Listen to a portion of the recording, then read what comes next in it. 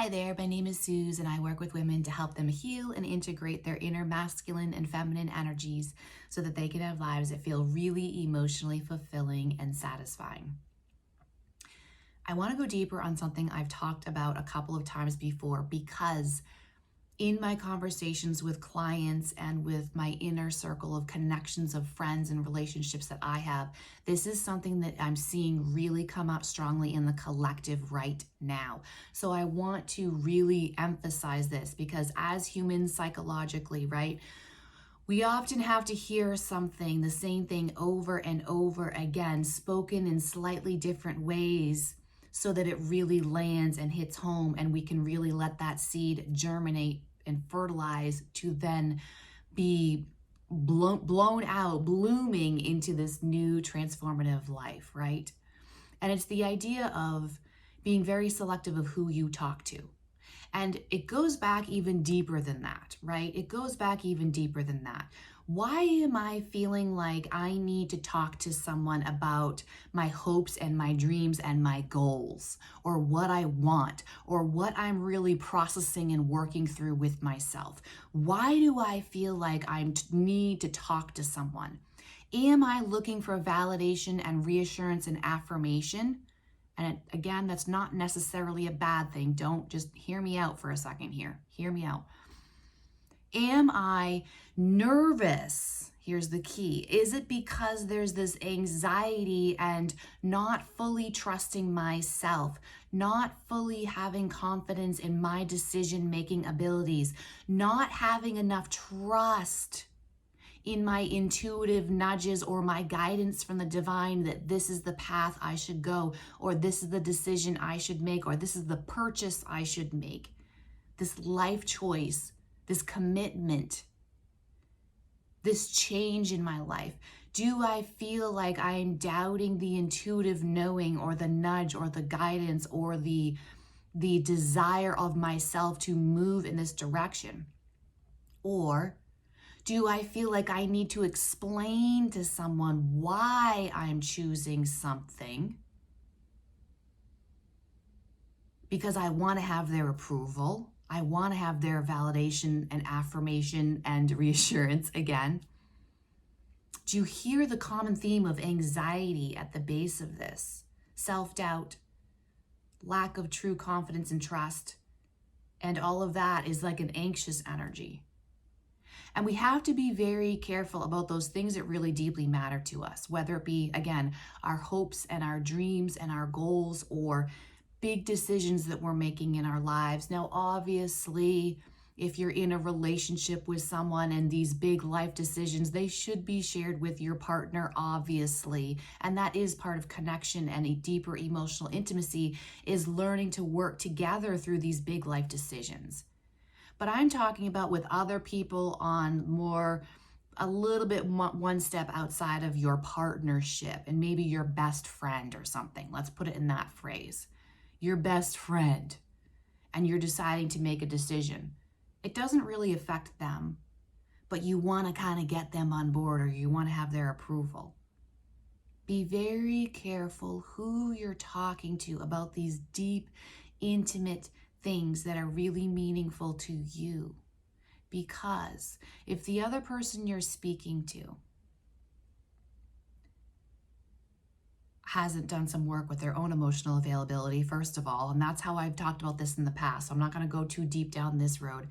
If you're talking to someone who hasn't worked on their own anxiety and knowing how to manage their own triggers and their own anxiety, they haven't done emotional work with themselves around their own emotional intelligence and availability, they're going to have a hard time holding space for you, first of all. Second of all, is that other person you're speaking to, are they actively making their own life decisions of stepping outside of their comfort zone? Do they have a value system around growth? Do they have a value system around making life decisions that are really expanding them and growing them and stretching them and reaching for bigger and better and more authentic things? Or are they living a life that reflects a value and belief system of, I stay here and this is what's working for me, so I'm not going to mess this up and I'm maintaining status quo? Because if you're over here deciding on taking something that may feel like stepping outside of your comfort zone, and you go to someone who does not live a lifestyle in that same manner, they're going to have a really hard time holding space and supporting you, validating you, affirming you on you taking a decision outside of your comfort zone. So why am I bringing this to someone who doesn't value that lifestyle, that value system, when they're not going to be able to truly validate, affirm, reassure, and push me forward outside of my comfort zone, help support me and push me into growth and expansion? Be very careful. Because then if you do go to that person, they're probably going to say something coming from an anxiety space. It's anxiety at the root, coming from an anxious place. Whether you recognize it or not, that is what's happening at the root. They're going to say something back that's going to make you question yourself, is going to make you doubt yourself, is going to make you hesitate. Ooh, should I really do this thing? Is this really what I should do? How about you go to the person who's going to believe in the bigger you, is going to believe in your ability to fully step outside of your comfort zone and move in that direction and be successful out there? How about you go to that person? Maybe that's more scary because they're going to give you more reasons to do the thing, and it's going to kind of force you to do it, because then you're like, oh, well, this person thinks I should too, so now I'm going to really have to do it, right? Why don't we go to those people? You have to be very selective with who you're talking to about what. And those big things that feel like growth and feel uncomfortable for you because they're outside of your comfort zone, you have to go to the people that are living a life of going outside of their comfort zone too, because those are the only people who'll be able to hold space and support you and push you over the edge to get outside of your comfort zone and into the space of growth and deeper authenticity. The bigger you. Is this person able to see the bigger you?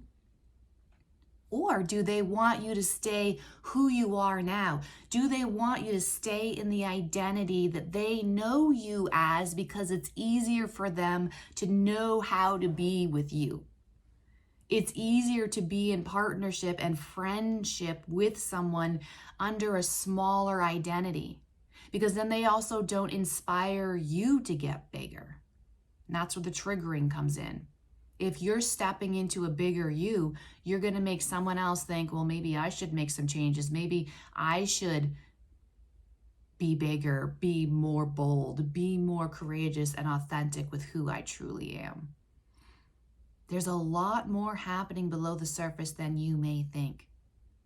A lot more. So if this is something that is on your heart of you making a change or making a decision or making a big step forward in some kind of a way, or a life change or a commitment or something, this is gold from your heart. This is a pearl from your heart.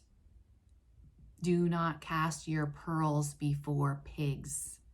Do not cast your pearl before pigs. It's biblical.